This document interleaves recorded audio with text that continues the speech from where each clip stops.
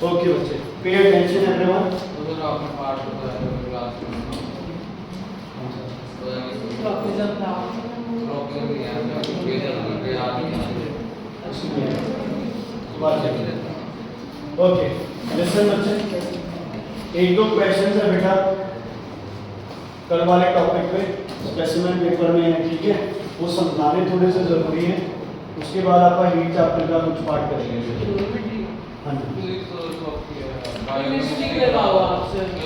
बेटा जो ध्यान क्या रखना है सर फिजिक्स का उसमें किलोमीटर ऑफ ओके तो पूरा ही होगा मतलब पेपर आ देंगे क्यों नहीं होगा भाई? सारी सारी रिवीजन कराने मेरी रिस्पांसिबिलिटी। टेस्ट की गारंटी नहीं लेता कि सारे चैप्टर टेस्ट तो कोई टेस्ट तो सर रिवीजन सारी करो, टेंशन मत।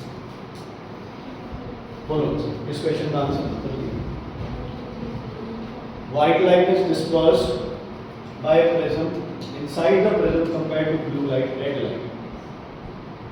Slows down less. Red light कम स्लो होती है। डी डी आई चलाने का खुलेगा नहीं बेचारे।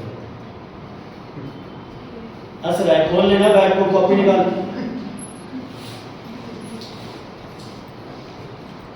कुछ देर तैयार हो गई होगी।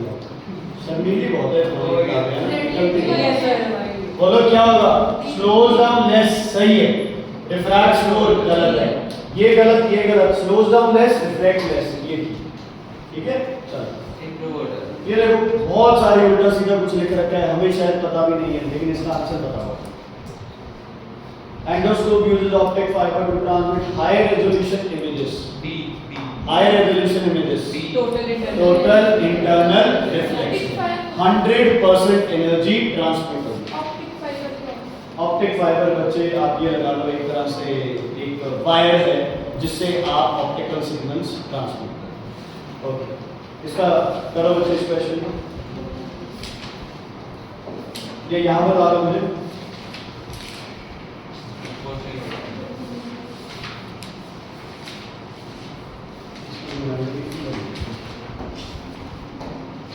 हाँ जी बच्चे बोलो, तुम्हें बता दो कन्वेक्स लेंस है, अपना लेंस है, पॉजिटिव होगा नेगेटिव? तो 1/12 इक्वल्स टू 1 अपॉन क्या लिखो? v minus -1 upon u। u कितना है? 20। देखो इसमें v 23 दे रखा है, लेकिन इमेज क्या बन रही है? ब्लर। स्क्रीन पे इमेज क्या बनती है? हमेशा क्लियर। मतलब जो ये डिस्टेंस दे रहा है ये डिस्टेंस सही नहीं। चलो चेक कर लेते हैं। -20 माइनस प्लस ये इधर आएगा।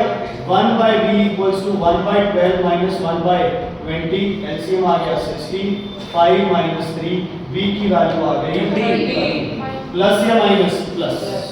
मतलब किस साइड? Right side. किस साइड? Right side. एक किस साइड? Right side. तुम्हें कितना दे रखा था? 23, लेकिन स्क्रीन कितने पे रखनी है तुमने? 30 सेंटीमीटर पे। कौन सा ऑप्शन सही है? Away from the lens. हां जी सर अगर v नेगेटिव होता तो क्या? v नेगेटिव होता तो वर्चुअल इमेज बनती। कोई एक क्वेश्चन नहीं होता। फॉर एग्जांपल राइट है लेफ्ट है इन फ्रंट नाम है ये रहा, जो है वो नहीं इन फ्रंट या इन फ्रंट आती है। सर एक बार बताओ इन फ्रंट पब्लिक में नेगेटिव आते तो इन फ्रंट है, पॉजिटिव आते तो। पर क्यों ध्यान क्यों करना है? आपने ये देखो, अगर इधर बन रही है चीज तो इन फ्रंट होगी, किधर बन रही है? यहाँ बन रही है। ये चीज को इधर देखो, लेफ्ट साइड लेंस 0 है मेरा, लेंस 0 है। अगर आप इधर जा रहे हैं तो चीजें क्या होगी? नंबर लाइन में क्या होती है? नेगेटिव। इधर क्या होती है? पॉजिटिव। ठीक है। अगर पॉजिटिव है तो लेफ्ट राइट। मैं कह रहा हूँ तुम्हें ये लेफ्ट राइट करना ही क्यों है? ये लेंस है, इधर जाते हुए चीजें क्या होती है? इधर जाते क्या होती है? नेगेटिव। बस ऐसे समझो। ओके कुछ क्वेश्चंस है ना, बढ़िया क्वेश्चन है। ये देखो, infrared radiations travel long distance through dense fog and mist. Red light भी कवर कर सकती है, ये फिर भी क्या है? इंफ्रारेड। सही है। क्यों? Infrared radiation undergo minimum scattering, ये भी सही है। असर्शन सही है, रीजन भी सही है, और इसकी ये एक्सप्लेनेशन भी है। ठीक है। Fog mist is also part of earth's atmosphere, ये अपना सही है ना। बी एच वाई या ए, उसके बाद बच्चे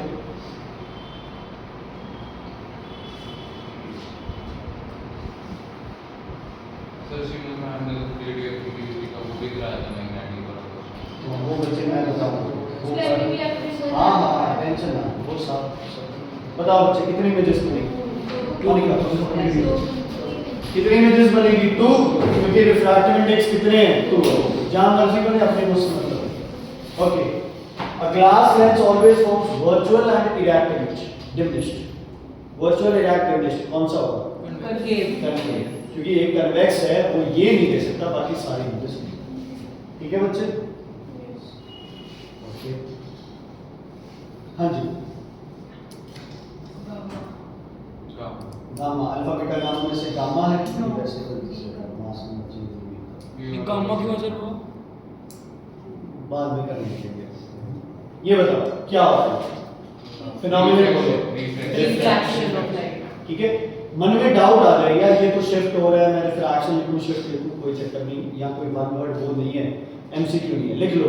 it is refraction of light, the position और the image of the fish has shifted. ठीक है, कभी डाउट आ गया ये समझ नहीं आया। क्या? ये वाला।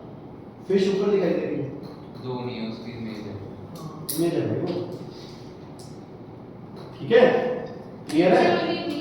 ये है ना, shows a fish in the tank and its image seen on the surface of water। तो इमेज ऊपर है, ये नीचे। और बाहर वाला इंसान इसको क्या दिखाई देगा? रिवर्स। वो क्या दिखाई देगा बच्चे? लंबा दिखाई। अच्छा, ये वाला क्वेश्चन करने से पहले ना एक चीज समझो यार, देखो I also feel bad for you people कि आपसे इतनी चीजें एक्सपेक्ट भी करते हैं, है ना? आईसीएसई वाले। मान लो एक प्रिज्म है आपके पास,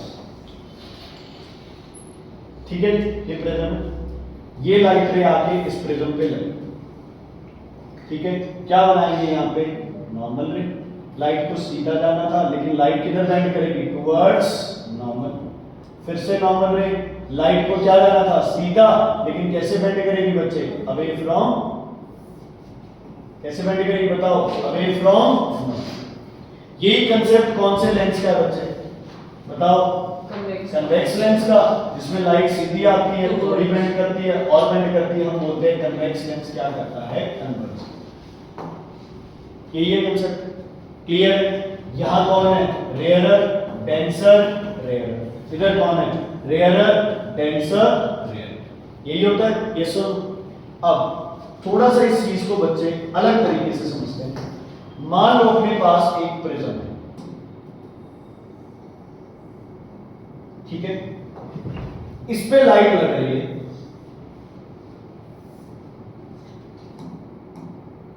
इस पे लाइट लग रही है, ये डेंसर मीडियम है, ये रेयरर मीडियम है और ये डेंसर मीडियम। मान लो ये डायमंड है, ये ग्लास है, ठीक है बच्चे। अब क्या बनाऊंगा सबसे पहले बेटा? कौन सी रे? नॉर्मल रे।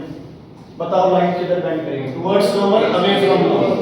अवे लाइट को ऐसे जाना था, यस और नो, लेकिन लाइट किधर बेंड करेगी? Towards away, away from. Away क्यों? तुम बताओ। Denser to rarer. Denser to rarer जाती है तो क्या जाती है? Away from normal. दो जगह है ना लाइट के पास, या तो नॉर्मल इससे रास्ते से नॉर्मल की तरफ आ जाए या नॉर्मल से दूर चली जाए। क्लियर है बेटा? यहाँ भी हम कौन सी रे बनाएंगे बच्चे? मान लो यहाँ भी क्या बनाएंगे हम लोग? नॉर्मल रे। रेयरर टू डेंसर, जहां मर्जी जा रही है, मान लो कि ये टुवर्ड्स नॉर्मल है, अवे फ्रॉम नॉर्मल है, जहां मर्जी जा रही है। लेकिन ये क्या हो गया? डायग्राम रिवर्स हो गया ना? डायग्राम क्या हो गया? ये रिवर्स हो गया। हम कह रहे हैं प्रिज्म हमेशा लाइट किधर बेंड करता है? Towards the base. हम कह रहे हैं कन्वेक्स लेंस हमेशा क्या है? कन्वर्जिंग। लेकिन उसके साथ कंडीशन क्या है? अगर कन्वेक्स लेंस और प्रिज्म खुद कौन सा मीडियम है? Denser medium. अब ऐसे ही आपके पास कन्वेक्स लेंस है, मान लो ये रेयरर है, ये डेंसर मीडियम है, सीधी लाइन आई, नीचे जाएगी ऊपर, ऊपर।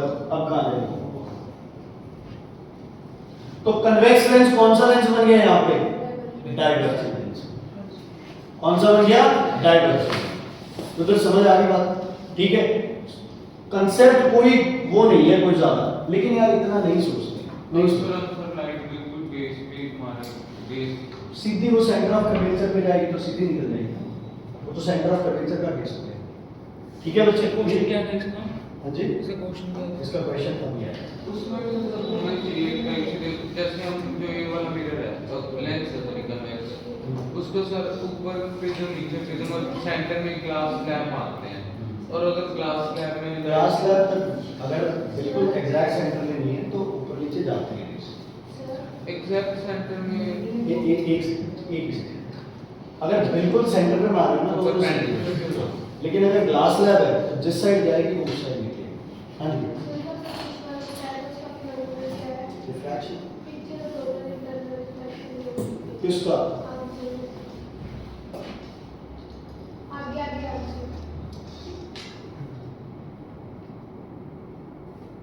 The diagram below shows a fish in the tank. Its image is seen in the surface of water. Name the phenomenon. नहीं बच्चे, रिफ्रैक्शन हो रही है। लेने तो अपने को क्या मतलब है इससे? टोटल इंटरनल रिफ्लेक्शन होगा, मेरे को तो नहीं लगता ये।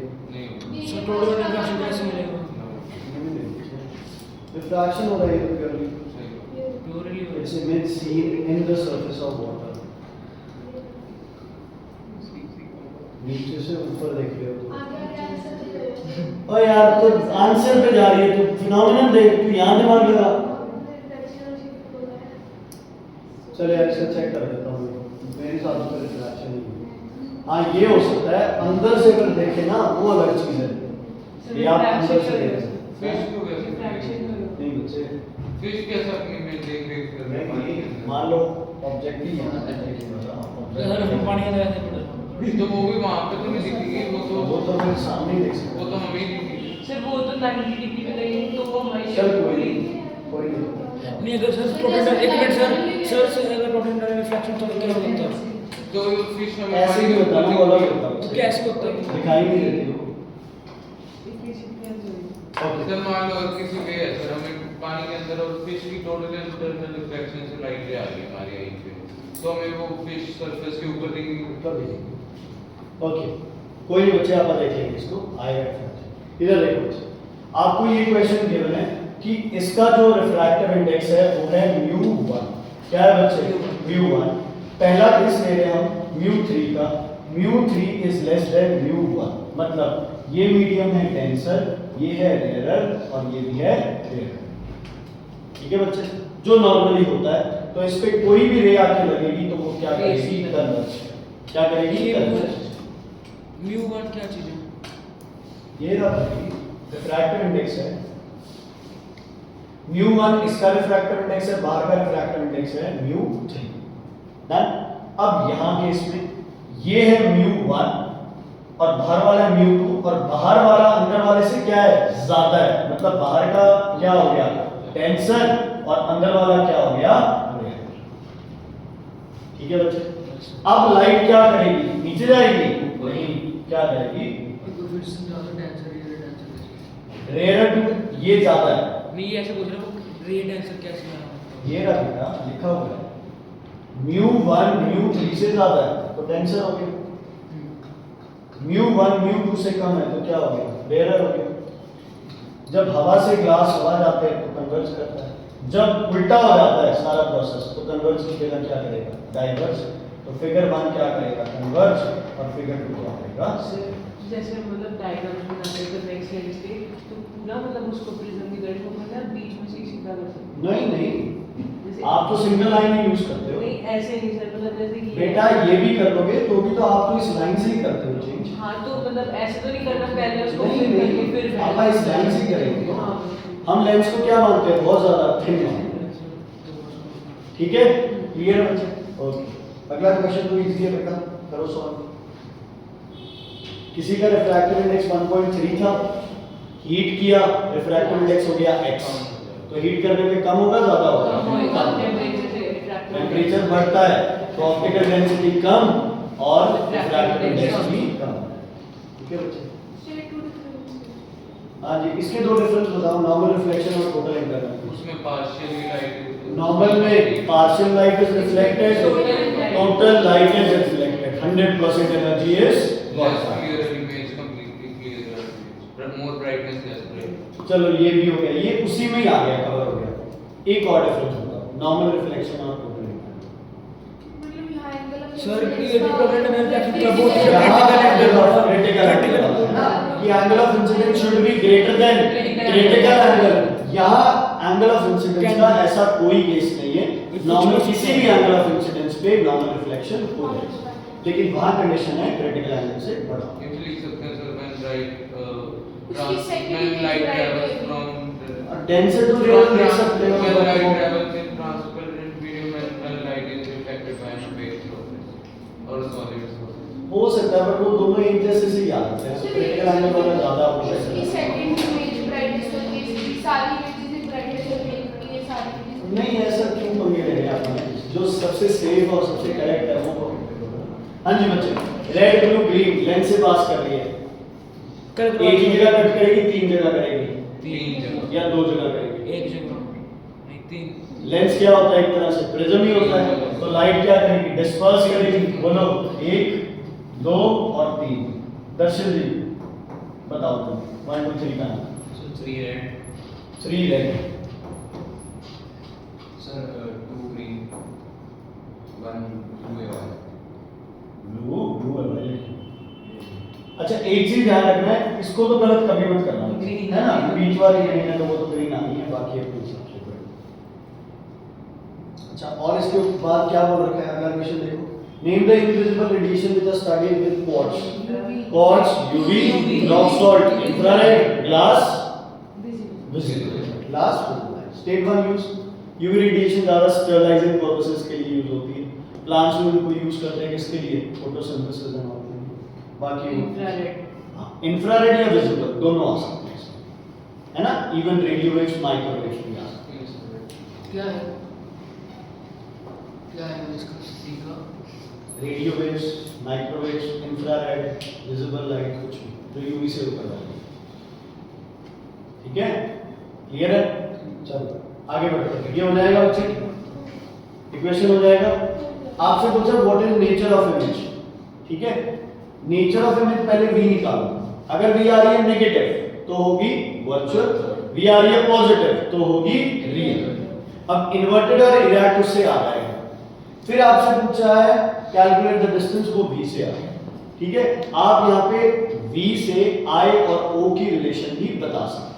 इसका आंसर पता है, इसमें v की वैल्यू आएगी, इस क्वेश्चन में v की वैल्यू आएगी बच्चे 12, है ना, और आपसे पूछ रहे i और o का क्या रिलेशन है, इमेज और ऑब्जेक्ट का, तो क्या करोगे, v upon u equals to i upon o, तो i equals to -1/2 into o, मतलब ऑब्जेक्ट से इमेज एक तो क्या हो गई हाफ, और माइनस साइन मतलब इमेज क्या हो गई इनवर्टेड। सर जब यहाँ पे पूरी वो लिखते थे आपको माइनस में लिखना ही है या पॉजिटिव में लिखना है? हाँ माइनस में, माइनस में लिखना है। फॉर्मूला ये है ना, v upon u equals to हाँ, वो i, तो ठीक है यू वैल्यू सारी माइनस में।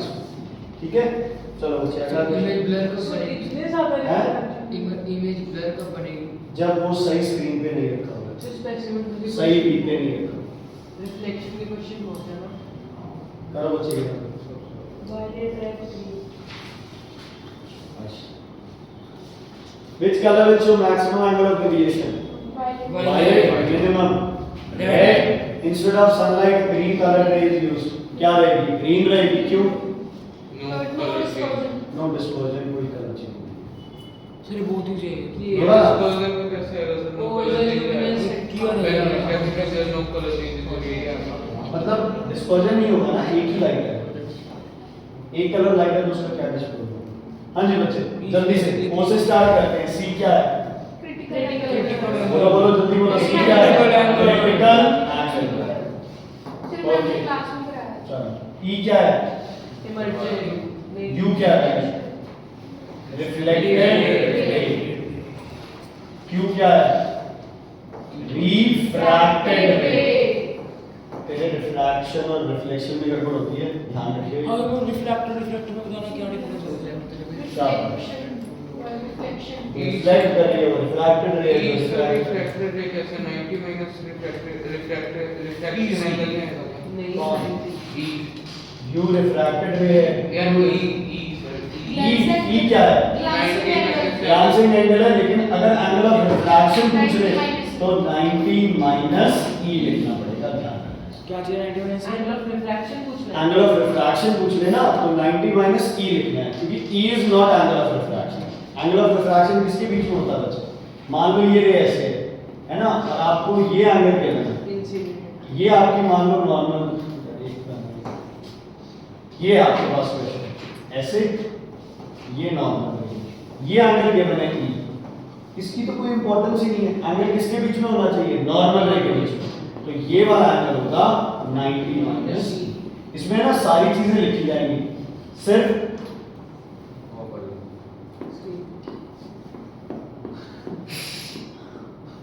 इसमें सिर्फ प्रॉब्लम किसमें आती है? एंगल ऑफ रिफ्रैक्शन में। बच्चे यहाँ ई लिख देंगे, ई नहीं आएगा, 90 माइनस ई आएगा, ठीक है?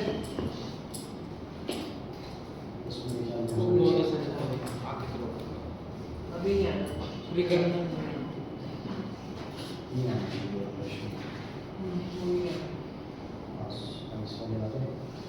फिर सेक्शन भी आ गया तो हमें ये क्वेश्चन आता। ऐसा कुछ नहीं है बच्चे, वो हाँ एक ही क्वेश्चन आता है सेक्शन बी में से रिफ्लेक्शन और कोई भरोसा नहीं बेटा, कोई भरोसा नहीं। कैलोरीमीटर रखा लगता है बाकी सारे प्रश्न कैलोरीमेट्री, ठीक है? आज कैलोरीमेट्री करके पूरा ये सब मजा आ गया। सूखा लग जाएगा। जो इसको सर वो तो चेक कर लो। जो पोज कर दो सर, पोज कर दो सर, पोज कर दो। सबसे पहले बच्चे Q, what is Q? Heat, ठीक है? हीट ट्रांसफर 3 फैक्टर्स पे डिपेंड करती है बच्चे, mass, specific heat capacity and relative temperature. Unit इसका क्या होता है बच्चे? जूल। अगर किसी को हीट दोगे तो उसका टेम्परेचर क्या करेगा? राइज। मॉलिक्यूल्स तेज हो जाएंगे तो काइनेटिक एनर्जी भी क्या करेगी? चेंज। लेकिन पोटेंशियल एनर्जी क्या रहेगी? किसी को हीट करते हो तो उसका टेम्परेचर बढ़ता है, टेम्परेचर बढ़ेगा मतलब कोलिजन्स क्या हो रही है? ज्यादा। कोलिजन ज्यादा हो रही है तो मतलब काइनेटिक एनर्जी भी क्या हो रही है? चेंज। काइनेटिक एनर्जी चेंज हो रही है तो पोटेंशियल एनर्जी क्या रहती है? कांस्टेंट। दोनों में से एक चीज चेंज होती है, हीट वाली। अब अगर मान लो आपका टेम्परेचर चेंज नहीं हो रहा है, आप फिर भी हीट दे रहे हो, तो वो क्या होगी तुम्हारी? लेटेंट। वो क्या करती है? स्टेट को चेंज करती अगर है। हम हीट दे रहे हैं पर अगर आप हीट दे रहे हो लेकिन स्टेट चेंज नहीं हो रही है, इस हीट को आप क्या बोलते हो? Latent heat. यूनिट क्या होता है बच्चे इसका? लेटेंट हीट का यूनिट, लेटेंट हीट का यूनिट जूल। इसका क्या होगा? टेम्परेचर कांस्टेंट, काइनेटिक एनर्जी क्या रहेगी? कांस्टेंट। पोटेंशियल एनर्जी क्या करेगी? चेंज। क्यों? क्योंकि स्टेट क्या कर दी आपने? चेंज। स्टेट चेंज होएगी नहीं सर जब आपने बोला हीट दे रहे हो तो स्टेट तो चेंज होगी। अभी आप को लेटेंट हीट दे रहे हैं, स्टेट चेंज नहीं नहीं होगी। होगी। अभी मैं तो कह रहा हूँ लेटेंट हीट दोगे तो स्टेट चेंज होगी। रिलेटेड हीट होती क्या चाहिए? मतलब एक्स्ट्रा हीट रिलेटेड है ना? नहीं बच्चे, heat required to change the state. और सर जब आप अपने टेम्परेचर ये भी बढ़ाई रहे हैं तो काइनेटिक एनर्जी बढ़ेगी। टेम्परेचर कहाँ बढ़ा रहा है? टेम्परेचर तो कांस्टेंट। हीट दे रहे हैं टेम्परेचर तो बढ़ेगा ही। कैसे बढ़ेगा? नहीं बढ़ा, इसलिए तो सिर्फ स्टेट चेंज कर दी। टेम्परेचर इंक्रीज होगा तो स्टेट तो चेंज होगी, इंक्रीज और चेंज होगी। ये यार तुम्हें बात का ही नहीं पता, फिर क्यों कुछ बोले जा रहे हैं? मैं कह रहा हूँ मेरी मान लो आई 0 डिग्री पे है, क्या बनेगी? वाटर। कितने डिग्री पे? 0 डिग्री पे। टेम्परेचर चेंज हुआ? क्या चेंज होगी? स्टेट। हीट दो काम करती है, या तो टेम्परेचर चेंज करेगी या स्टेट चेंज करेगी। समझ आ गई? जहाँ टेम्परेचर चेंज हो रहा है वहाँ स्टेट चेंज नहीं होगी, जहाँ स्टेट चेंज हो रही है वहाँ टेम्परेचर चेंज नहीं। ये बिठा लो। हीट सिर्फ क्या काम करती है? तो state change, temperature change. Temperature change है तो स्टेट नहीं होगी, स्टेट हो रही है तो टेम्परेचर चेंज। क्लियर है बच्चे? बेटा बहुत बड़ी कंफ्यूजन क्रिएट हो जाती है बच्चों के मन में। लेटेंट हीट, बच्चे सोचते हैं this L is latent heat. L is not latent heat. Latent heat means heat, normal heat. दूसरा यूनिट इसका क्या होता है? कैलोरी। 1 जूल इक्वल्स टू 0.24 कैलोरी। 1 calorie equals to 4.2 yes 4.186 joule. Clear है बच्चे? समझ आ गई? अब हमारे पास कई सारी टर्म्स हैं। Heat required to change the temperature by 1 degree Celsius इसको बोलते हो आप हीट कैपेसिटी। क्या बोलते हो इसको? Heat capacity. यूनिट क्या बनेगा? Joule per kelvin. Heat required to change the temperature by 1 kelvin. इसमें क्वेश्चंस आते हैं, ठीक है। Heat required to change the temperature of unit mass. Temperature of unit mass, इसको आप क्या बोलते हो? Specific heat capacity. Heat capacity में यूनिट मास लगा दो, specific heat capacity. Latent heat में यूनिट मास लगा दो, specific latent heat. Specific word का मतलब ही है क्या? यूनिट मास, ठीक है। इसका यूनिट क्या बनेगा बच्चे? जूल पर मास का केजी, ठीक है। दोनों में किसका डिफरेंस है? सिर्फ मास का। दोनों में से कौन मास पे डिपेंड करता है? Heat capacity. Specific heat capacity is always for unit mass. इसमें तो मास हमेशा ही आपको क्या? यूनिट मास के लिए निकालना पड़ेगा। समझ आ गई? हीट कैपेसिटी चेंज हो सकती है, स्पेसिफिक हीट कैपेसिटी चेंज नहीं हो सकती। क्यों सर? वाटर की स्पेसिफिक हीट कैपेसिटी है 4200, कितने मास के लिए? 1 केजी। कॉपर की स्पेसिफिक हीट कैपेसिटी है 400, कितने मास के लिए? 1 केजी, ठीक है। Is it clear? आइस की स्पेसिफिक हीट कैपेसिटी है 2100, समझ जाओ अपने आप कितने मास के लिए? 1 केजी। तो इसमें तो मास चेंज हो ही नहीं रहा। अगर कोई बोले कि हीट कैपेसिटी है 1000 जूल्स, तो आप उससे पूछ सकते हो कितने मास के लिए, ठीक है। तो हीट कैपेसिटी डिपेंड करती है, तो इसका फॉर्मूला बनता है heat capacity equals to mass multiplied by specific heat capacity. Heat capacity equals to mass multiplied by specific heat capacity. इसका ये भी फॉर्मूला लिख सकते हैं। ये किसके लिए अपने पास? यूनिट मास के लिए। तो टोटल मास को यूनिट मास वाली हीट से मल्टीप्लाई कर दो, आपके पास क्या आता है? हीट टोटल, ठीक है। 1 केजी की पता है तो 5 केजी की निकाल सकता है, तो वही किया 5 को 1 से मल्टीप्लाई, ठीक है। मान लो वाटर की 1 केजी की है 4200, तो 5 केजी की कितनी होगी? 5 into this आंसर, ठीक है। क्लियर है बच्चे? उस ये भी फॉर्मूला लगा सकते हैं। कोई मर्जी लगाओ भाई, कोई मर्जी लगाओ, तुम्हारी तरह से। यूनिट मास क्या चीज है? 1 केजी, 1 ग्राम। क्वेश्चन आएंगे, क्या मतलब है इसका? बोलो। 200 Simply joules per of kg heat Kelvin is is like required for to heat 1 kg of mass by 1 degree Kelvin. 200 joules of energy is required to change the temperature of a 1 kg substance by 1 Kelvin. कई बच्चे लिख देते हैं this means this is specific heat capacity, गलत हो जाएगा। This means 200 joules of energy is required to change the temperature of 1 kg by 1 Kelvin. इससे क्या समझो? 200 joules of heat is required to change the temperature of a body by 1 Kelvin. मास की बात हो रही है कोई? क्योंकि हमें पता है वो तो जो भी मास गिवन होगा उससे आप उसको मल्टीप्लाई गिवन मास। तो स्पेसिफिक हीट कैपेसिटी का यूनिट क्या होता है? ये ना बच्चे, ठीक है, जूल केजी क्या? क्लियर? बोलने का तरीका है बस इसका। ओके, अब लेटेंट हीट का फॉर्मूला क्या था? m इनटू बोलो L, तो L क्या हो गया? Q upon m। Q कौन सी हीट थी? लेटेंट। जब किसी को मास से डिवाइड करते हो तो नाम क्या बन जाता है? स्पेसिफिक। क्या नाम बन जाता है? स्पेसिफिक। तो L का नाम क्या हो गया? Specific latent heat. यूनिट क्या बनेगा बोलो? Q का यूनिट जूल, मास का यूनिट केजी, तो जूल पर केजी। लेटेंट हीट कहां काम आती है बोलो? क्या करने के लिए? चेंज। क्या करने के लिए? Very good, state. तो क्या लिखोगे अगर ये आ जाए? यहां थोड़ा सा दिमाग लगाना बोलो। 200 joules of energy is required। Temperature की बात हो रही है। अब तुम्हें पता है 200 joules of energy is required by 1 kg। किसके लिए? To change the state। अगर रीजन नहीं मिल रहा तो क्या लिखना है? To change the state। Clear है? समझ आ गई?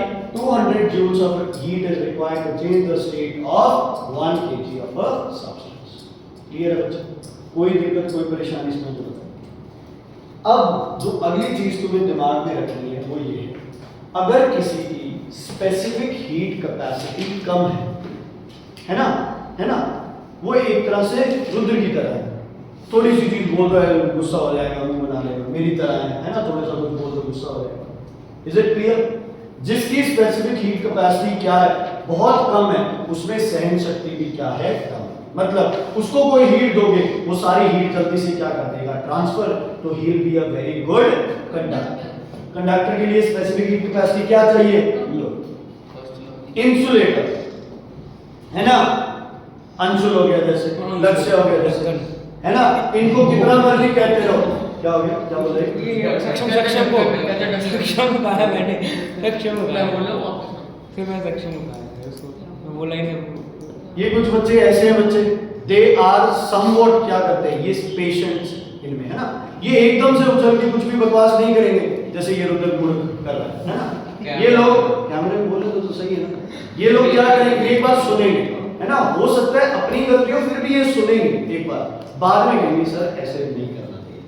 तो बच्चे इंसुलेटर्स ऐसी चीज हैं जिनकी स्पेसिफिक हीट कैपेसिटी क्या है, बहुत ज्यादा हाई, स्पेसिफिक हीट कैपेसिटी क्या है, बहुत ज्यादा हाई है, तो ये ज्यादा देर तक हीट को क्या कर सकते हैं, absorb without their temperature being. अब सभी सारे मान लो आपके पास ए बी और सी गिवन है, ध्यान से सुनना, ये आपके पास 500 वैल्यू, ये आपके पास मान लो 900 वैल्यू, और एक आपके पास वैल्यू है 200।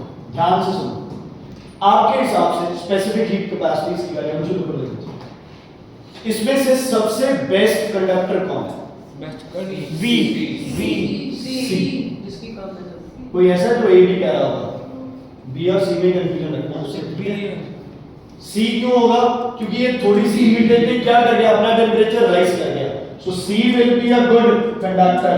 वायर बना लो, कैलोरीमीटर बना लो, है ना, इससे यूटेंसिल बना लो, कुकिंग इंस्ट्रूमेंट्स बना लो, सबके लिए क्या चाहिए आपको, सी चाहिए, हीट लेगा और अपना टेम्परेचर बढ़ाता है, रिलीज कर देगा, अपना टेम्परेचर बढ़ाता रहेगा, रिलीज क्या करेगा, ये छोड़ देगा ना, मैं छोड़ देगा। स्पेसिफिक हीट कैपेसिटी क्या होता है, heat required to increase the temperature by 1 kelvin of a unit, यही होता है, तो ये अपना टेम्परेचर बढ़ाता है, जो जितनी जल्दी हीट गेन करता है वो उतनी जल्दी हीट क्या करता है, लूज भी करता है, तो वो कंसेप्ट।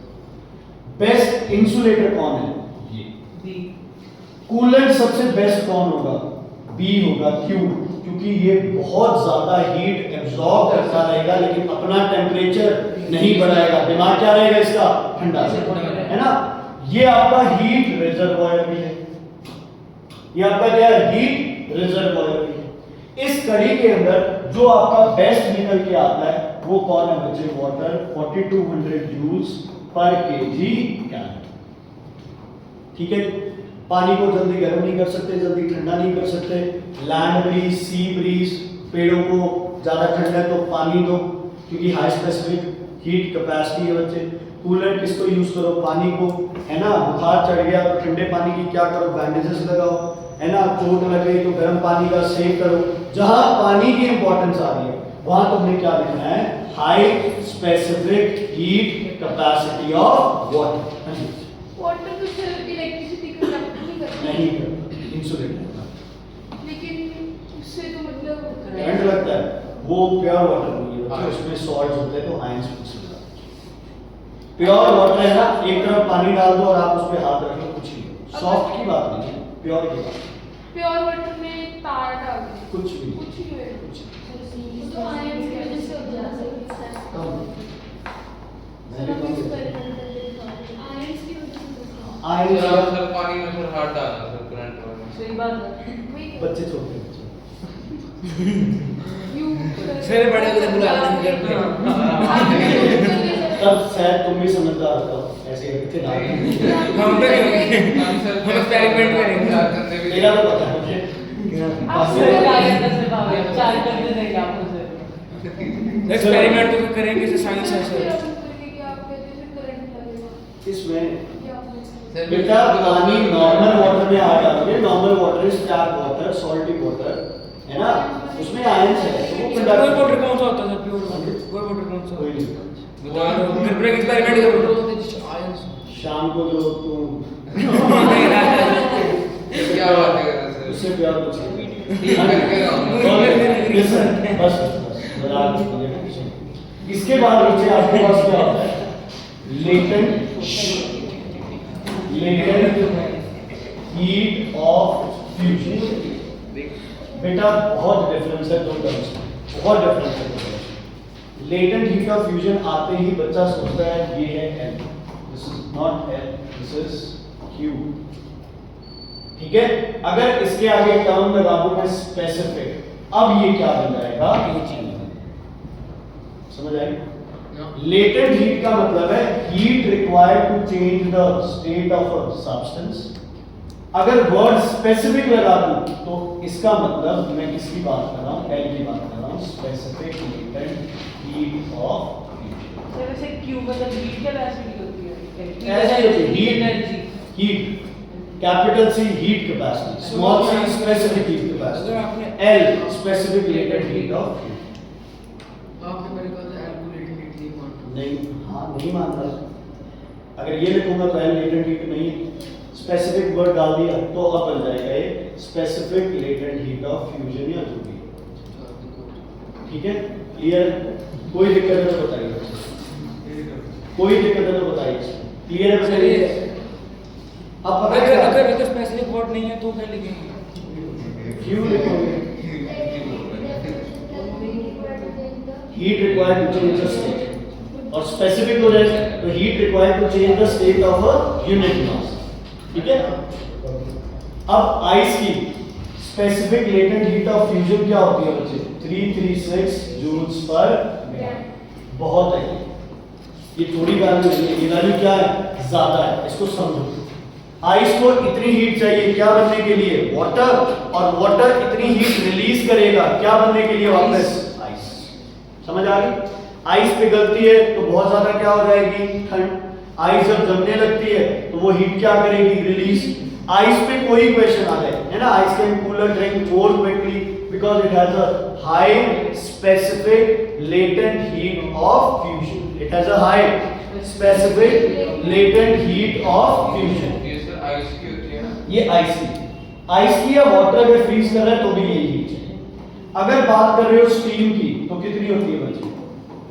ये क्या हो गई? लेटेंट हीट ऑफ वेपराइजेशन, ये हो गई लेटेंट हीट ऑफ फ्यूजन।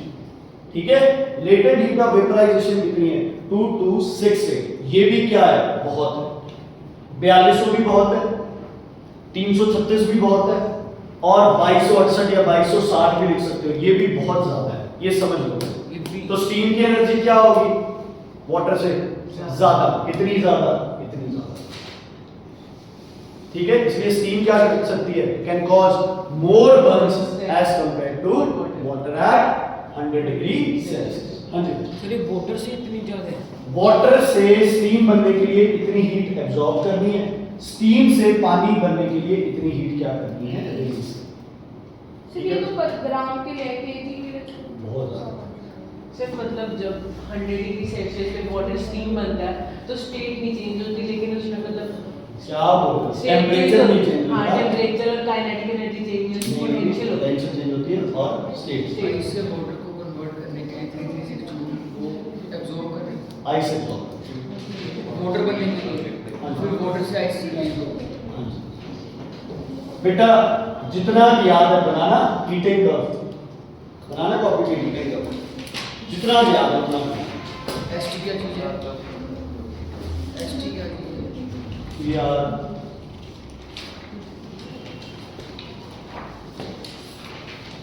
उधर देखिए, काम करिए।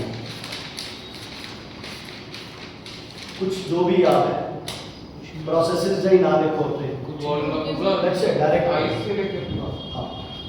नहीं वो प्रोसेस ना लिखो, चाहिए वो 5-10 स्टेप वो मत लिखो, डायरेक्ट ही कर दो। चल जैसे बने।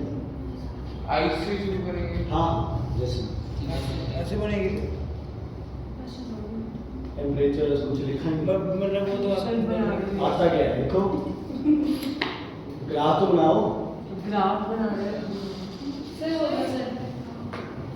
ये वाला सर कैसे देखो सर, ये रहा है, तो टेम्परेचर भी नहीं ले रहा है, हर बार अपनी में चलाएगा, माइनस आएगा।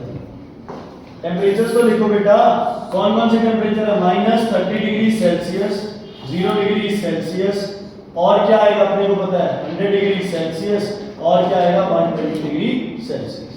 ठीक है, सबसे पहली लाइन 30 से 0 पे लाइन क्या हो जाएगी बच्चे? फ्लैट। क्यों होगी फ्लैट? चेंज इन स्टेट है तो टेम्परेचर राइज नहीं करेगा। थोड़ी देर के बाद ये लाइन कहाँ जाएगी? कहाँ तक? 100 तक। फिर ये लाइन फिर क्या हो जाएगी? कांस्टेंट। लेकिन ये लाइन अब लंबी होगी। किससे लंबी होगी? इस ग्रीन वाली से ये लाइन लंबी होगी, मैं रीजन बता। इसके बाद कितने तक जाएगा टेम्परेचर? 120 डिग्री। यहाँ क्या है? Solid, solid, liquid, liquid, gas and gas. ठीक है, लाइन वो ऐसे क्यों बनाई है? कौन सी? 100 पे टेम्परेचर कांस्टेंट नहीं होगा, वाटर को स्टीम में चेंज होना है। ठीक है, अब सुनो कई चीजें। ये लाइन से हॉरिजॉन्टल लाइंस बड़ी क्यों है? Because more heat is required to change the state than to heat a substance. किसी भी सब्सटेंस का टेम्परेचर बढ़ाने के लिए जितनी हीट चाहिए उससे कहीं ज्यादा हीट उसकी स्टेट को चेंज करने के लिए चाहिए। कोई भी हीट है। ठीक है कौन सी कह रहे हो आप? बेटा, ये लाइंस है, ये लाइंस का जो ये टाइम है ये सबका कम है।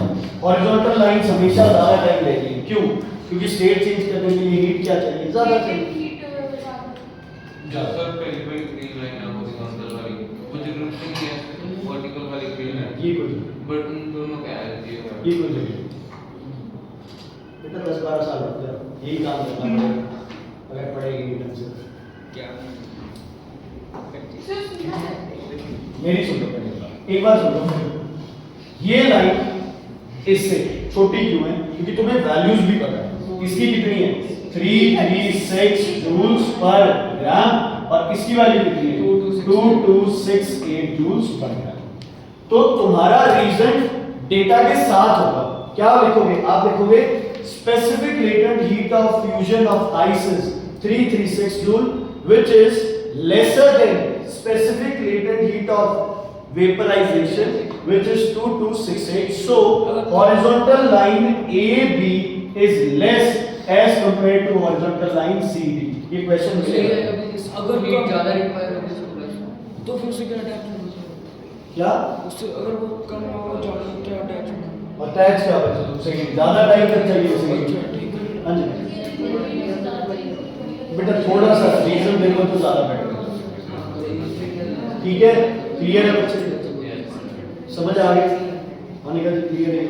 अब अगर ये टाइम के साथ बनता है, यहाँ होता है बच्चे टेम्परेचर और इधर क्या होता है आपके पास टाइम। तो सिर्फ इतना समझने की जरूरत है कि टेम्परेचर बढ़ रहा है टाइम के साथ तो हीटिंग है, state change, heating, state change. Clear है बेटा? Why AB smaller than BC? AB smaller है BC. BC से, फिर तो बस सिंपल लिख दो हीट ज्यादा चाहिए होगी।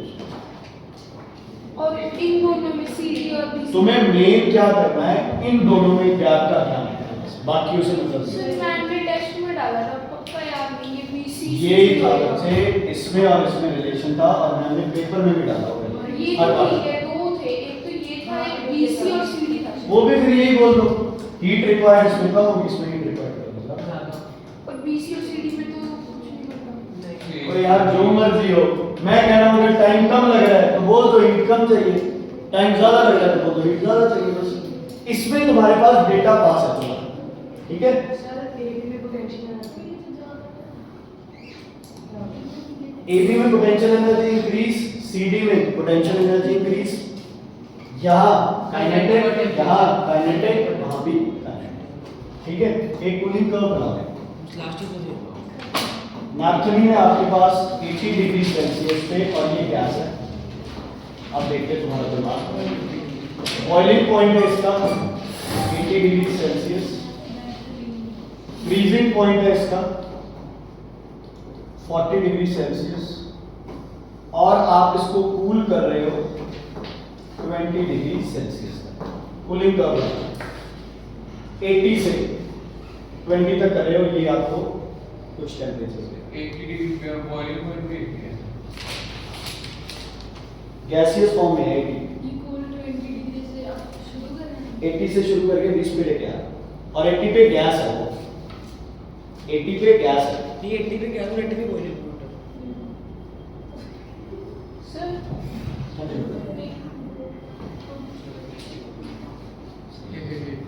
एफपी से फ्रीजिंग पॉइंट बस वो देख, ऊपर वाली लाइन लंबी बनेगी, नीचे वाली एफपी फ्रीजिंग पॉइंट है।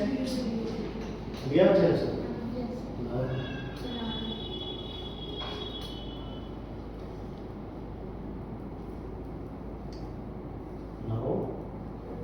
बेटा कूलिंग कर्व है। अच्छा काम सही है, इधर से शुरू कर दो।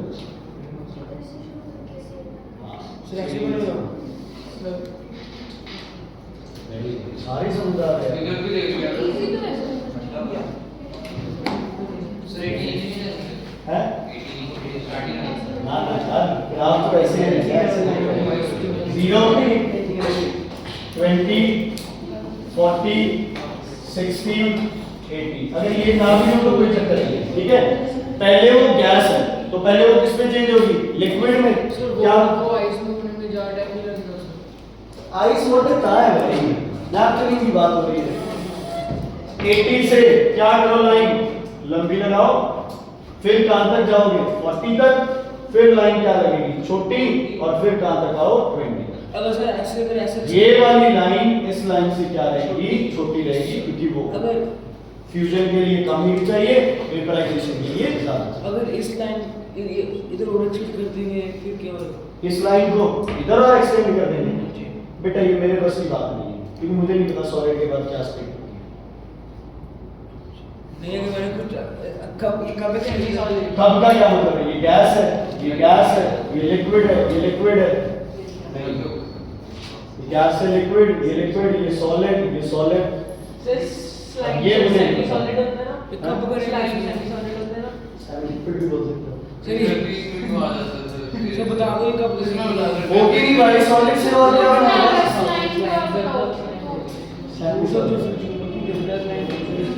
ठीक है बच्चे, क्लियर। सर हम कितना सर क्वार्टर के साथ हम सिल्वर बनाया टाइप से भी करते हैं नॉर्मल एक का होता है माइनस एक क्वार्टर के जैसे का और ये वो टेम्परेचर रेंज है।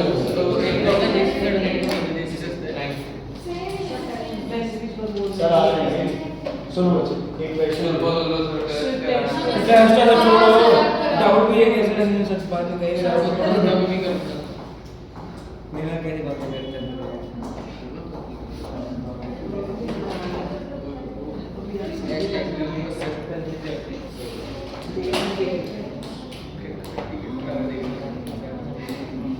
बेटा पूरा मुझे पक्का यार।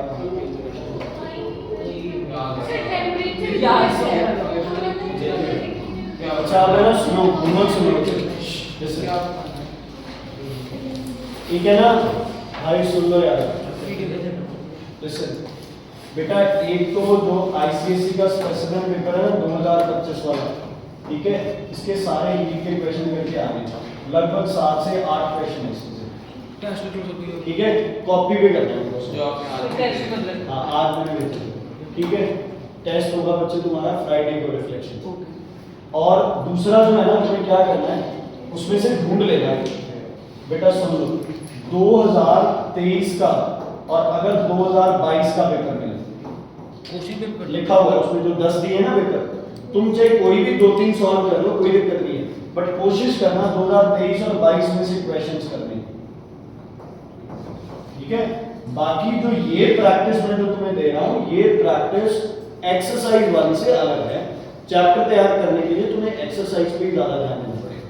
तो कल मैं एक बार इसके न्यूमेरिकल्स कराऊंगा हीट के जो अपने रहते हैं, और उसके बाद रेडियो एक्टिविटी चैप्टर का जो भी अपना वो पार्ट मिसिंग है या जो आपको लगता है कि प्रयोग करना है वो पार्ट कराऊंगा। सर इसकी फोटो कैसे टेस्ट साइड और वो किस टेस्ट में होता है? हाँ टेस्ट है रिफ्लेक्शन के 3 चैप्टर हो गए ना बच्चे तो आज स्पेक्ट्रम भी है स्पेक्ट्रम